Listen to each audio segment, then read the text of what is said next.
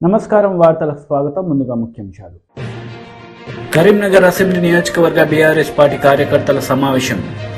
ప్రసంగించిన BRS నేతలు.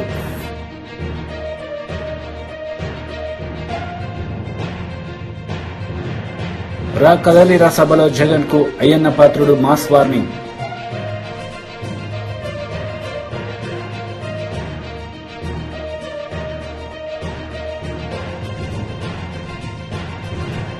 జనసేన పార్టీలో చేరిన మచిలీపట్నం ఎంపీ బాలశౌరి. ఈ సందర్భంగా వారిని ఉద్దేశించి పవన్ కళ్యాణ్ ప్రసంగం. రా కదలిరా సభలో నారా చంద్రబాబు నాయుడు పాల్గొన్నారు. ఈ సందర్భంగా ఆయన మాట్లాడారు. మాడుగుల రా కదిలిరా అని పిలిపిస్తే తెలుగుదేశం జనసేన నాయకులు చూస్తున్నా ఉధృతంగా ముందుకొచ్చారు, బ్రహ్మాండంగా ముందుకొచ్చారు. అదే మారుగా మా తెలుగింటి ఆడపడుచులు పెద్ద ఎత్తున వచ్చారు. యుద్ధానికి మేము కూడా సిద్ధం అని చెప్పి మా ఆడబిడ్డలు వచ్చారు. అలాంటి ఆడబిడ్డలకి మా యువత వీరోచితంగా కనపడుస్తున్నారు. యువత ఏ పక్కనుంటే ఆ పక్కనే గెలుపు. తెలుగుదేశం జనసేన గెలుస్తాం, మళ్లీ రాష్ట్రాన్ని బాగు చేస్తామని మీ అందరికీ హామీ ఇస్తున్నా. తమ్ముళ్ళు జెండాలన్నీ దించాలి, వెనకనలు కనపడాలి, మళ్లీ ఎగరేద్దాం. అన్ని జెండాలు దించి పెట్టుకోండి, మళ్ళా మీటింగ్ అయిన తర్వాత ఎగరేద్దాం. ఈరోజు చాలా సార్లు నేను మాడుగులకు వచ్చాను. ఈరోజు మాడుగుల మీటింగ్ చూస్తున్నాను. మామూలుగా లేదు. తాడేపల్లి పిల్లికి జ్వరం వస్తుంది. ఇంకా రాబోయే రోజుల్లో నిద్ర కూడా రాదు. ఆ పరిస్థితిలో మాడుగుల బ్రహ్మాండంగా స్పందించారు. ఇది 64 రోజులే మనకు ఎన్నికలు. ఒకటే చెప్తున్నా, 64 రోజుల్లో వైఎస్ఆర్ కాంగ్రెస్ పార్టీ ఇంటికి పోవడం ఖాయం. తెలుగుదేశం జనసేన గెలవడం కూడా ఖాయం. అలాంటి మంచికి శుభ సూచకంగా ఈ సభ కనిపిస్తా ఉంది. నేషనల్ మ్యూజియం ఆఫ్ ఎపిగ్రాఫిక్ పునాది రాయి వేయడం వెస్టర్న్ బ్లాక్ అని కిషన్ రెడ్డి అన్నారు. ఈ సందర్భంగా ఆయన ప్రసంగించారు. శాసనాలన్నింటిని కూడా రాళ్ల మీద రాశారు, ఆలయ స్తంభాల మీద రాశారు, ప్రముఖ కట్టడాలకు సంబంధించినటువంటి ఇతర గోడల మీద రాశారు. అదేవిధంగా కొంతమంది ప్రముఖులైతే తామ్ర పట్టికల మీద రాశారు, కొయ్య వంటి కర్రల మీద కూడా కొంతమంది రాశారు. కొంత బంగారు నగల మీద కూడా మనం చూస్తా ఉన్నాము, ఇనుప రేకుల మీద కూడా చూసాము. బ్రాస్ సంబంధించినటువంటి మెటల్స్ మీద కూడా చాలా మంది గతంలో పూర్వీకులు శిలా శాసనాలలో రాసినటువంటి విషయాన్ని మరి మనం చూస్తూ ఉన్నాం. ఇది కేవలము ఆయా దేశాలకు సంబంధించినటువంటి రాజుల చరిత్రలో, రాజకీయ చరిత్రలో కాదు. ఈ శిలా శాసనాలలో మరి ఆనాటి పరిపాలన పద్ధతులు, అడ్మినిస్ట్రేటివ్ సిస్టమ్స్, వెల్ఫేర్ యాక్టివిటీస్, అదేవిధంగా వ్యాపార వర్తకులకు సంబంధించినటువంటి వివరాలు, అదేవిధంగా ఆనాడున్నటువంటి పూజా పద్ధతులు, ఆ రోజు ఉన్నటువంటి మత విశిష్టతలు, అదేవిధంగా సోషల్ లైఫ్ సిస్టమ్స్, అదేవిధంగా ఆ రోజు ఉన్నటువంటి కళలు, ఆ రోజు ఉన్నటువంటి సంస్కృతి, ఆ రోజు ఉన్నటువంటి విలేజెస్, గ్రామాలకు సంబంధించినటువంటి పేర్లు, వ్యక్తులకు సంబంధించినటువంటి పేర్లు, అదేవిధంగా సమకాలీన రాజకీయ, ఆర్థిక, సామాజిక పరిస్థితులు, ఇవన్నీ కూడా అందులో పొందుపరచడం జరిగింది. అంతేకాకుండా సాంస్కృతిక రాజకీయ పరిస్థితులకు మరి దర్శనప్రాయంగా ఈరోజు మనకు ఈ శాసనాలు ఈరోజు మనకు ఉపయోగపడతాయి. అంతేకాకుండా శాసనాలు అనేటువంటివి మన భారతదేశ చరిత్రకు ఆ రకంగా ఏ దేశానికైనా కూడా శాసనాలు అనేటువంటివి మనకు చారిత్రకమైనటువంటి వెన్నెముక వంటివి. చరిత్రను పునర్నిర్మించుకోవడానికి శాసనాలకు మించినటువంటి ఆధారాలు ఎక్కడ ఉండవు. ఎవరైనా సరే ఈ యొక్క జాతికి సంబంధించినటువంటి చరిత్ర కానీ, మన పూర్వీకులకు సంబంధించినటువంటి చరిత్ర కానీ, ఆయా దేశాలకు సంబంధించిన చరిత్ర కానీ పునర్నిర్మాణం చేసుకోవాలంటే, భావితరాలకు అందించాలంటే దానికి ఏకైక ఆధారాలు శాసనాలని ఈ సందర్భంగా నిస్సంకోచంగా మనం చేస్తా ఉన్నాం. అంతేకాకుండా ఈరోజు మనం చూస్తా ఉన్నాం, ఈ యొక్క శాసనాలను మనం పూర్తి స్థాయిలో పరిరక్షించుకోవాల్సినటువంటి అవసరం ఉంది. అనేక భాషల్లో ఉన్నాయి, దేవనాగరిక లిపిలో కానీ అనేక వాటన్నిటిని కూడా మనము ఈ తరం అంటే ఇప్పుడున్నటువంటి ఆధునికమైనటువంటి శాస్త్ర సాంకేతిక పరిజ్ఞానం ఏదైతే ఉన్నదో, సాఫ్ట్వేరు డిజిటలైజేషన్ టెక్నాలజీ ఏదైతే ఉన్నదో, ఈ టెక్నాలైజేషన్ కు అనుకూలంగా ఆ శాస్త్రాలన్నింటి కూడా డీకోడ్ చేసి నేటి తరానికి అందించేటువంటి ప్రయత్నము చేయాలి. దాంతో పాటు ఆ చరిత్రనంతా ప్రిజర్వ్ చేయాలి భావితరాల కోసం. ఈ రెండు ప్రధాన ఉద్దేశాలతో ఈరోజు మనం హైదరాబాద్ నగరంలో ఈ యొక్క నేషనల్ ఎపిగ్రఫీ మ్యూజియం మనం ఈరోజు మరి ప్రారంభించుకునేటువంటి ప్రయత్నంలో భాగంగా భూమి పూజ చేసుకుంటున్నాం. అదే కాకుండా రీసెర్చ్ ఓరియంటెడ్ ఆనాటి శిలా శాసనాలన్నింటిలో పరిశోధన చేసి ఆ వివరాలన్నింటినీ కూడా పుస్తకాల రూపంలో, డిజిటల్ రూపంలో, మరి సోషల్ మీడియా రూపంలో ఈ తరానికి భావితరానికి అందించేటువంటి ప్రయత్నము ఈ యొక్క మరి మ్యూజియం చేయబోతుందనే విషయాన్ని సందర్భంగా మనవేస్తున్నాను. అంతేకాకుండా ఇక్కడికి వచ్చేటువంటి వాళ్ళు మరి ఆనాటి అశోకుడి కాలం నుంచి కావచ్చు, ఆ తర్వాత వచ్చినటువంటి వ్యక్తుల గురించి, రాజుల గురించి కావచ్చు, అంతకంటే కొన్ని ముందుకు సంబంధించినటువంటి అనేక చరిత్రను కూడా మనకు లభ్యమైనటువంటి శిలాశాసనాల ద్వారా లభ్యమైనటువంటి చరిత్రను కూడా మరి సందర్శకులు ఎవరైతే వస్తారో వాళ్ళకు అర్థమయ్యేటువంటి అనేక విధానాలు ఇంతకుముందే మా అధికారి గారు చెప్పారు. అనేక పద్ధతుల్లో ఈ యొక్క మ్యూజియంలో వాళ్ళకు అర్థమయ్యే విధంగా మరి ఇక్కడ డిస్ప్లే చేస్తాము, ప్రదర్శిస్తాము అనే విషయాన్ని కూడా ఈ సందర్భంగా మనవేస్తున్నాం. ఇది ఒక సిస్టమ్, ఒక చారిత్రాత్మకమైనటువంటి సత్యాలను తెలియజేసేటువంటి ఒక సిస్టము ఈరోజు మన హైదరాబాద్ నగరంలో మరొకటి ఒక చారిత్రాత్మకమైనటువంటి ఘట్టము ఈరోజు భూమి పూజ చేసుకున్నాం అనే విషయాన్ని సందర్భంగా మనవేస్తున్నాను. అందుకే మన ప్రియతమ ప్రధానమంత్రి నరేంద్ర మోడీ గారు ఈ మ్యూజియం ఏర్పాటు చేయడం ద్వారా మన చరిత్రను, మన భావితరాల చరిత్రను ప్రిజర్వ్ చేయాలనే లక్ష్యంతో మరి వారు నిర్ణయించారు. కరీంనగర్ అసెంబ్లీ నియోజకవర్గ బీఆర్ఎస్ పార్టీ కార్యకర్తల సమావేశం నిర్వహించారు. ఈ సందర్భంగా పలువురు బీఆర్ఎస్ నేతలు మాట్లాడారు. ఒక ముఖ్యమంత్రి హోదాలో ఉంటూ అభివృద్ధి చేసేటువంటి వ్యక్తి కేసీఆర్ గారి పైన చాలా దుర్మార్గంగా పదజాలం ఉపయోగించిన విషయం మనకందరికి తెలుసు. బాధేసింది మనకందరికి కూడా. రండా అనేటువంటి పదానికి అర్థం తెలుసా తెలియదా రేవంత్ రెడ్డి గారికి నాకు తెలియదు. ప్రపంచంలో ఎవ్వరు కూడా ఒక ముఖ్యమంత్రి, ప్రధానమంత్రి హోదాలో ఉన్నటువంటి వ్యక్తులు ఆ విధంగా మాట్లాడరు. గౌరవ ముఖ్యమంత్రిగా ఆ హోదాలో ఉన్నటువంటి వ్యక్తి ఎవరు కూడా ఆ విధంగా మాట్లాడరు.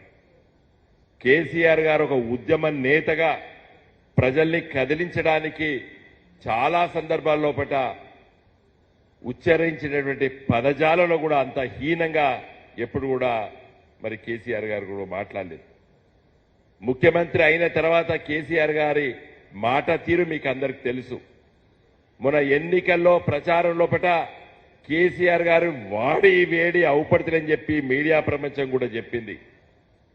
ఆయన మర్యాదపూర్వకంగా మాట్లాడిండు. మొన్న దాదాపు 100 పబ్లిక్ మీటింగ్ లో కేసీఆర్ గారు మాట్లాడారు.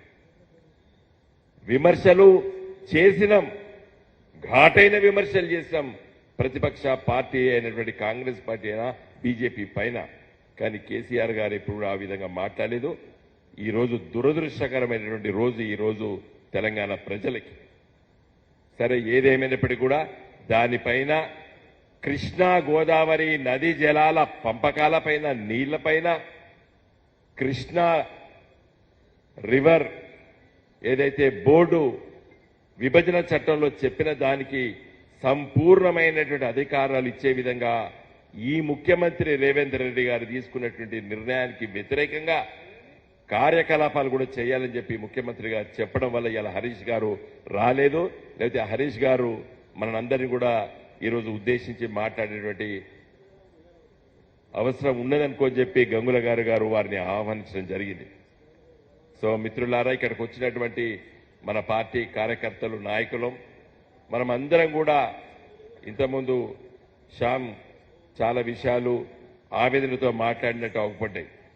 మిత్రమా, నువ్వు మాట్లాడిన దాంట్లో రైటా రాంగా నాకు తెలియదు, కానీ ఏదైనా ఉన్నట్టయితే మన పార్టీ ఎమ్మెల్యేలు ఉన్నారు, మన పార్టీ అధ్యక్షులు ఉన్నారు, లేకపోతే మన మండల పార్టీ అధ్యక్షులు ఉన్నారు, లేకపోతే మన మున్సిపల్ చైర్మన్లు ఉన్నారు, వాళ్ళతోనే మాట్లాడుకోవచ్చు కదా మిత్రమా. తర్వాత మాట్లాడుకుందాం, ఈ ఆవేదనను చూద్దాం తర్వాత.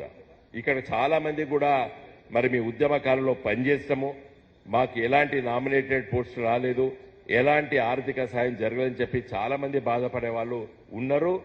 నిజంగా కూడా నేను నిన్న మొన్న అక్కడిక్కడ మాట్లాడినప్పుడు కూడా చెప్పిన 10 సంవత్సరాల రాష్ట్ర ప్రభుత్వం మన చేతిలో ఉన్నప్పటికీ కూడా మన పార్టీ కార్యకర్తలకి, నాయకులకి వాళ్ళు ఆశించిన రీతిలోపట మరి నామినేటెడ్ పదవులు కానీ సహాయ సహకారాలు చేయలేదనడం లోపట మరి నేను నిజం లేదనడం లేదు, తప్పనిసరిగా ఉండే మన పార్టీ ఇదంతా కూడా చరిత్రలో కొన్ని గుణపాఠాలు నేర్చుకుందాం.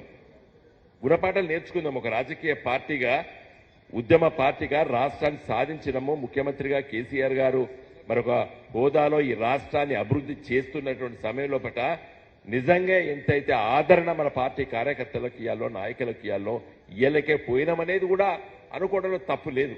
ఇలాంటి మీటింగ్లో మాట్లాడుకుందాం.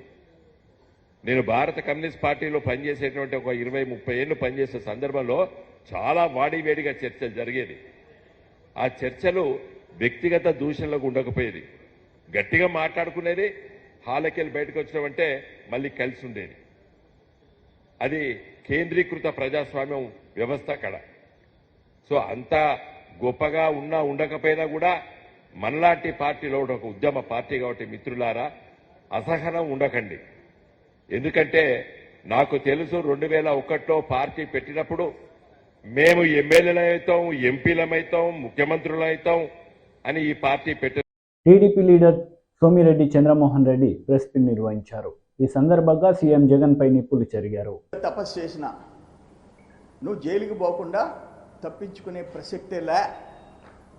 సాక్ష్యాధారాలతో కూడా, పచ్చి సాక్ష్యాధారాలు నువ్వు ప్రెస్కి రిలీజ్ చేసినవి, నా బ్యాంక్ అకౌంట్స్, నా కుటుంబం బ్యాంక్ అకౌంట్స్ ఇతర దేశాల్లో, నా వీసాలు, తప్పుడు వీసాలు, తప్పుడు బ్యాంక్ అకౌంట్లు, తప్పుడు ఆస్తులు 4 ఇతర దేశాల్లో, హాంకాంగ్, సింగపూర్, మలేషియా, ఇంకొక కంట్రీ, 4 దేశాల్లో బరి తెగించి పెట్టావు. ఇది ఆ కేసు, ఒరిజినల్ కేసు. ఎక్కడికి పోతావు నువ్వు? భగవంతుడు కాపాడాడు. ఏమని పోలీసు వాళ్ళని తెచ్చి లోపలేసి ఏమి ఛార్జ్షీట్ ఫైల్ చేసింది? కాకాని గోవర్ధన్ రెడ్డి రాజకీయ శత్రువు అయిన చంద్రమోహన్ రెడ్డి మీద నకిలీ పత్రాలు తయారు చేయించి ఈరోజు బదనాం చేసేదానికి ప్రయత్నం చేశాడు. చేసిన ముఠాని పట్టుకున్నాము అని చెప్పి నంబర్ A1 కాకాని గోవర్ధన్ రెడ్డి మీద పెడితే లుంగి కట్టుకుని వెళ్ళిపోయాము సుప్రీంకోర్టుకి. నీకు నెల్లూరు జిల్లా కోర్టు, హైకోర్టు ఎవ్వరు నీకు బెయిలీలే. సుప్రీంకోర్టులో బెయిల్ కండిషన్ బెయిల్ తెచ్చుకున్నావు. రోజు హెడ్ కానిస్టేబుల్ దగ్గర సంతకాలు పెట్టి స్థాయి నీకు. నువ్వు అందుకు ఫైనల్గా ఏంటంటే ఈరోజు కుక్కే గెలవచ్చు. కుక్క గెలిచింది, నువ్వు చెప్పేది అది. విజయరావు అదే చెప్పాడు, కుక్క అనుకున్నది చేయించింది. కుక్క చెప్పినట్టు 2 దొంగలు పోయి ఆ ఫైలే తెచ్చారు. 17 కోట్లలో 15,000 ఫైల్స్లో ఆ కోర్టులో మిద్ది మీద ఎక్కించింది కుక్క. దాంట్లో 11 అల్మరాల్లో కాకాని ఫైలే దొంగతనం చేసిన దాకా కుక్క ఒప్పుకోలే. మళ్ళీ డేటా కూడా రిలీజ్ చేయించి దానికి కుక్క ఏమన్నా డైరెక్షన్ ఇచ్చిందేమో మా తెలీదు.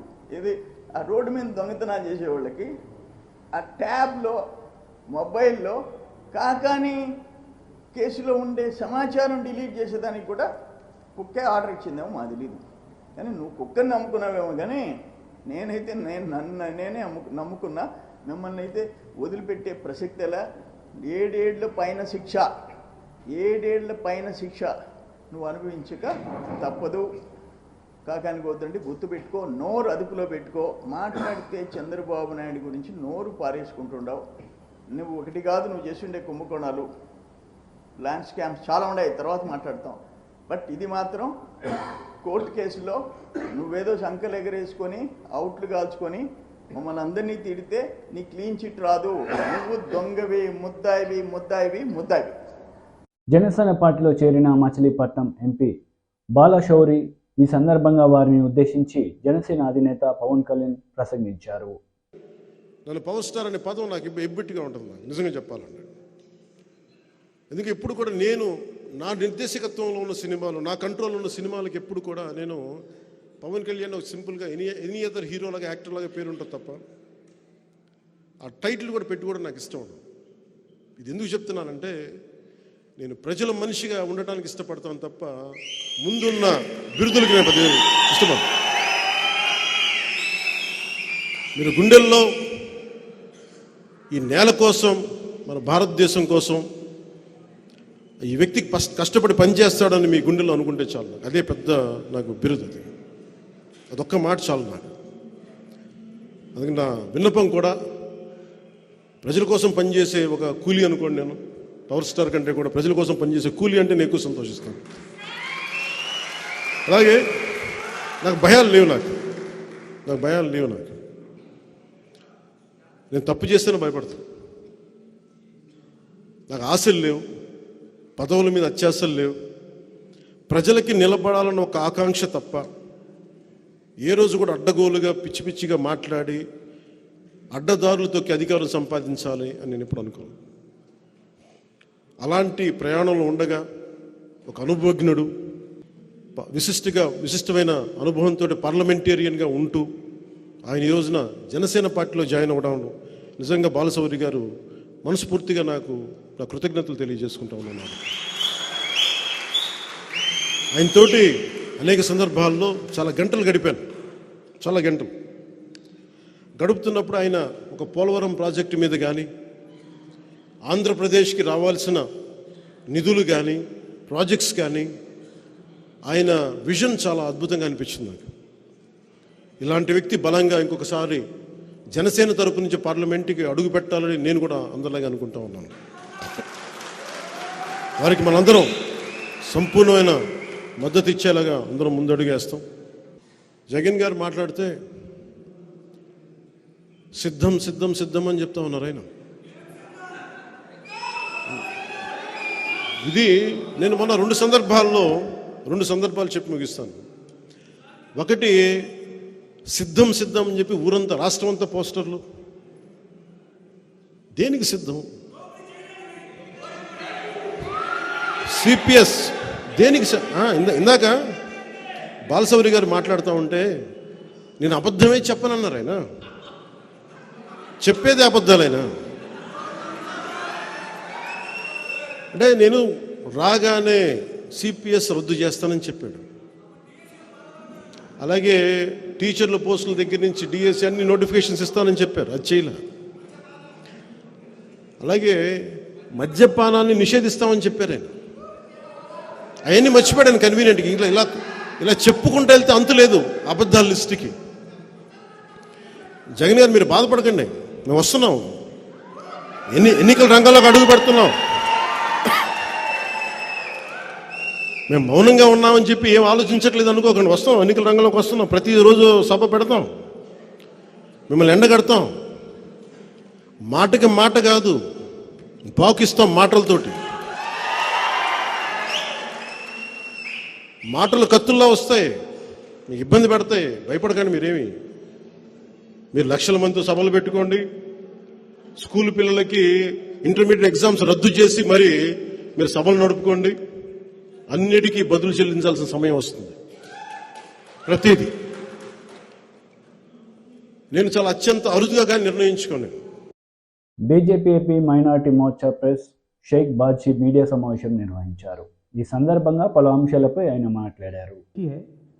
कि जो हमारे आदरणीय प्रधानमंत्री श्री नरेंद्र मोदी जी जो हमारे देश में विकास का काम करवा रहे हैं, जो हमारे देश में डेवलपमेंट हो रहा है, उस डेवलपमेंट को जन जन तक पहुंचाना है और उसमें माइनॉरिटी कम्युनिटी के लिए जो भी काम हो रहे हैं, जो उनके डेवलपमेंट के लिए काम हो रहे हैं, उन डेवलपमेंट के बारे में भी अल्पसंख्यक समाज को उसकी जानकारी होना जरूरी है।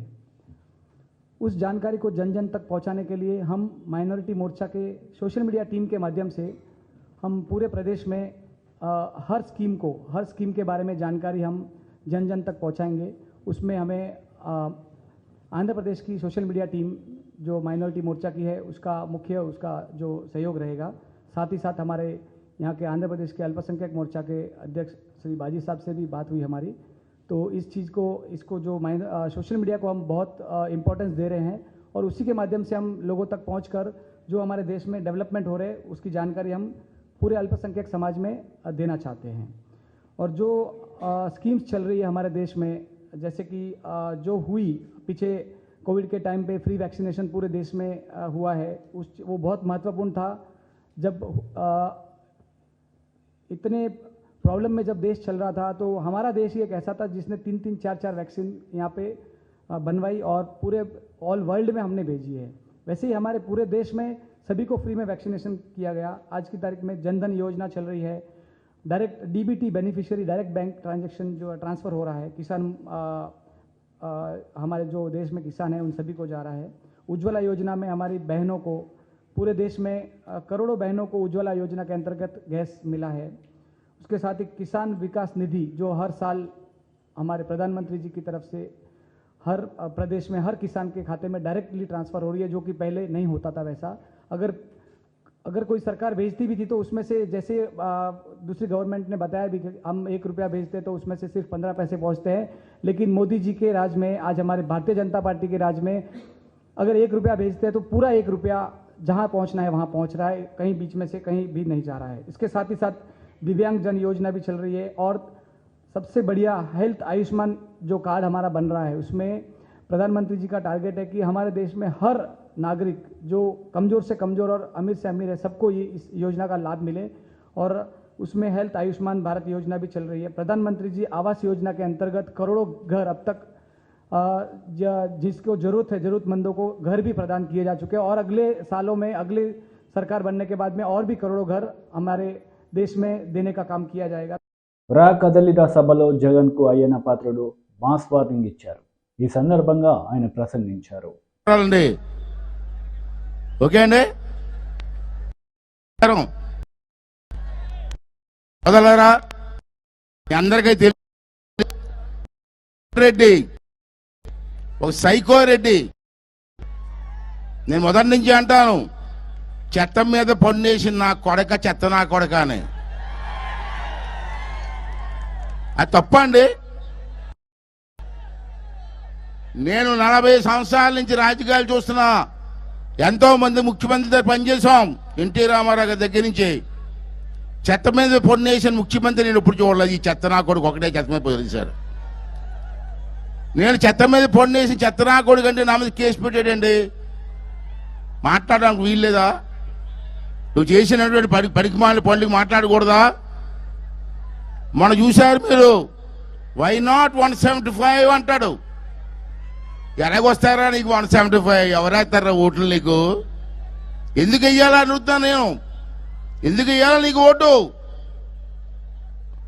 ఆ రోజు పాదయాత్రలో అనేకమైన అబద్ధాలు చెప్పి ప్రజలను మోసం చేసి, ముద్దులు పెట్టి ఆడవాళ్ళని మోసం చేసి ఓట్లు ఎంచుకొని నువ్వు ఇచ్చిన హామీలు ఏమన్నా నెరవేర్చారా ఒకసారి మీరు అందరూ కూడా అర్థం చేసుకోవాల్సిన అవసరం ఉందని చెప్పి మనం చేస్తాను. సోదరులారా, ఒకసారి మనం గుర్తు చేసుకోవాలి. ఆ రోజు ఏమన్నాడండి? ఎంపీలు గెలిపించి నాకు ఇవ్వండి, కేంద్రం మెడల వంచి స్పెషల్ స్టేటస్ తీసుకొస్తా అన్నాడు. మీరందరూ నమ్మారు. స్పెషల్ స్టేటస్ వస్తే రాష్ట్రం బాగుపడుతుందని అనుకున్నాం అందరం. నువ్వు 19 సార్లు ఢిల్లీ వెళ్ళావు, ఏం పీకేవని అడుగుతున్నాను నేను. ప్రధానమంత్రి గారి 19 సార్లు కలిసావు. లోపలికి వెళ్తాడు, తలుపులు వేసుకుంటారు, ఇద్దరు మాట్లాడేసుకుంటారు. బయటకు వస్తాడు, ఏం చెప్పడం. ప్రెస్ వాళ్ళకి కూడా ఏం చెప్పడం. ఒక్కొక్క వెళ్ళినప్పుడల్లా 20 నిమిషాలు లోపల మాట్లాడుకుంటున్నారు. మరి కాలు పిసికేస్తున్నాడో ఏం పిసికేస్తున్నాడో తెలియదు, కానీ మరి ఏం చేస్తాడో ఎవరికి అర్థం కాని పరిస్థితి ఉంది. మరి స్పెషల్ స్టాటస్ తేలేనందుకు నీకెందుకు ఓటేయాలి జగన్ రెడ్డి? ఒకసారి మీరందరూ కూడా అర్థం చేసుకోవాల్సినటువంటి అవసరం కూడా ఉందని చెప్పి ఈ సందర్భంలో మనం చేస్తాను. సోదరులారా, రైల్వే జోన్, విశాఖపట్నానికి రైల్వే జోన్ తెస్తాను, దాన్ని గెలిపించమన్నాడు.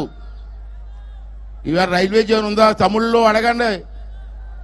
మరి రైల్వే తేలేని నువ్వు ఓటేయాలని అడుగుతాను నేను. ఒకసారి అర్థం చేసుకోమని చెప్పి మీ అందరికీ మనవి చేస్తున్నాను. సోదరులారా, భారతదేశంలో రాజధాని లేని రాష్ట్రం మన ఆంధ్ర రాష్ట్రం. మీరు ఎక్కడికి వెళ్ళండి, ఏ రాష్ట్రం చూడండి రాజధాని ఉంది. మన రాష్ట్రానికి రాజధాని ఏదో మీరు చెప్పండి. బీజేపీ లీడర్ లక్ష్మణ్ మీడియా సమావేశం నిర్వహించారు. ఈ సందర్భంగా పలు అంశాలపై ఆయన మాట్లాడారు. మన సంస్కృతి సాంప్రదాయాలు ఉట్టిపడే రీతిలో ఘనంగా నిర్వహించి మరి చంద్రయాన్ 3 సక్సెస్, ఇవన్నీ కూడా మరి ఈ 9.5 సంవత్సరాల్లో మోదీ హయాంలో సాధించడము. ఆసియా క్రీడల్లో కూడా తొలిసారి 107 పారా క్రీడల్లో 111 పథకాలు సాధించడం. నిజంగా ఇది క్రీడాకారులకు ఒక స్ఫూర్తి, ప్రేరణాదాయకంగా. చట్టసభలో మహిళలకు అసాధ్యం అని చెప్పినటువంటిది సాధ్యం చేసినటువంటి ప్రధానమంత్రి. 33% రిజర్వేషన్లు, అసాధ్యం అనుకున్నటువంటి విషయాలు 370 ఆర్టికల్ రద్దు సాధ్యం చేయడము, ముస్లిం మహిళల యొక్క త్రిపుల్ తలాక్ చట్టాన్ని రద్దు చేయడము. ఆ రకంగా అన్సంగ్ హీరోస్ ఎవరైతే ఉన్నారో, స్వాతంత్రం కోసం త్యాగాలు చేసి ప్రాణాలు అర్పించినటువంటి ఆ యొక్క వ్యక్తులను మరి జయంతి ఉత్సవాలను ఘనంగా నిర్వహించడమే కాకుండా భగవాన్ బిర్సా ముండా యొక్క జన్మదినాన్ని జనజాతీయ గౌరవ దివస్ గా, ఏ రకంగా ఇవాళ ఆదివాసులను గౌరవాన్ని పెంచే విధంగా తెలంగాణలో కూడా సమ్మక్క సారక్క పేరు మీద ఒక గిరిజన యూనివర్సిటీకి మంజూరు చేసి నిధులు సమకూర్చి మరి తెలంగాణ ప్రాంతంలో ఉన్నటువంటి గిరిజనుల యొక్క మనోభావాలు కాపాడు. ఈ రకంగా మోదీ ప్రభుత్వం కరోనా లేదా ఉక్రెయిన్ రష్యా లాంటి యుద్ధాలు, ఆ విపత్కర పరిస్థితిలో కూడా ప్రజలపైన ఏమాత్రం భారం పడకుండా, ఆర్థిక భారం పడకుండా వారు మరి ఏ రకంగా ఈ యొక్క ఆదాయాన్ని సమకూర్చుకున్నారో, పేద వర్గాల ప్రజల కళలు సాకారం చేయడానికి 4 కోట్ల మందికి సొంతింటి కట్టించడమే కాకుండా ఈ బడ్జెట్ లో అదనంగా 2 కోట్ల మందికి పేదవాళ్ళకి ఇంకా ఇల్లు కట్టిస్తామని చెప్పి వారు చెప్పడం. మహిళా సాధికారికత కోసం మరి ఈరోజు మోదీ ప్రభుత్వం చేస్తున్న కృషి, 2 కోట్ల మంది మహిళలు ఇవాళ స్వయం సమృద్ధి సాధించడం. యువశక్తి, నారీ శక్తి, రైతాంగము, పేదలు అనేటువంటి 4 స్తంభాల పైన ఈ దేశ అభివృద్ధికి మరి మోదీ గారు ఒక సంకల్పంతో పనిచేయడము. కులాలు కాదు, జాతులు కాదు, ఈ 4 మరి మూల స్తంభాలైనటువంటి యూత్, ఉమెన్, అదే రకంగా రైతులు, పేద వర్గాలు. దాంతోపాటు కేంద్ర ఆర్థిక మంత్రి నిర్మలా సీతారామన్ గారు కూడా ప్రవేశపెట్టిన బడ్జెట్ ఇది సమ్మిళిత సృజనాత్మకమైనటువంటి బడ్జెట్. అన్ని వర్గాల ప్రజల శ్రేయస్సుకు దోహదపడేటువంటి, ప్రజల్లో విశ్వసనీయత పెంచేటువంటి బడ్జెట్ ప్రవేశపెడితే దానిని కూడా వక్రీకరించి ఏ రకంగా రాజకీయాలతో, ఎన్నికలతో నిమిత్తం లేకుండా భారతదేశం యొక్క భవిష్యత్తుకు దోహదపడేటువంటి బడ్జెట్ వారు ప్రతిపాదిస్తే, వికసిత భారత్, అభివృద్ధి చెందినటువంటి దేశంగా 2047 సంవత్సరానికి భారతదేశాన్ని మరి తీసుకెళ్లాలనేటువంటి ఒక సంకల్పంతో ప్రభుత్వం ప్రవేశపెట్టిన బడ్జెట్, ముఖ్యంగా ఇన్ఫ్రాస్ట్రక్చర్ మీద కానీ లేదా ఈరోజు మరి సంక్షేమం పట్ల సమపాలతో ఒక సమానత పాటిస్తూ మరి దేశ ప్రజల ఆకాంక్షలకు, అంచనాలకు అనుగుణంగా ప్రజా సంక్షేమము. వార్తలు ముగించే ముందు ముఖ్యాంశాలు మరోసారి. కరీంనగర్ అసెంబ్లీ నియోజకవర్గ బీఆర్ఎస్ పార్టీ కార్యకర్తల సమావేశం. ప్రసంగించిన బీఆర్ఎస్ నేతలు.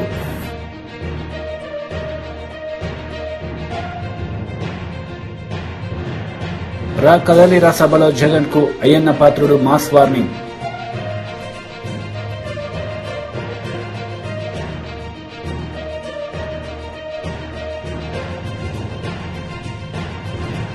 జనసేన పార్టీలో చేరిన మచిలీపట్నం ఎంపీ బాలశౌరి.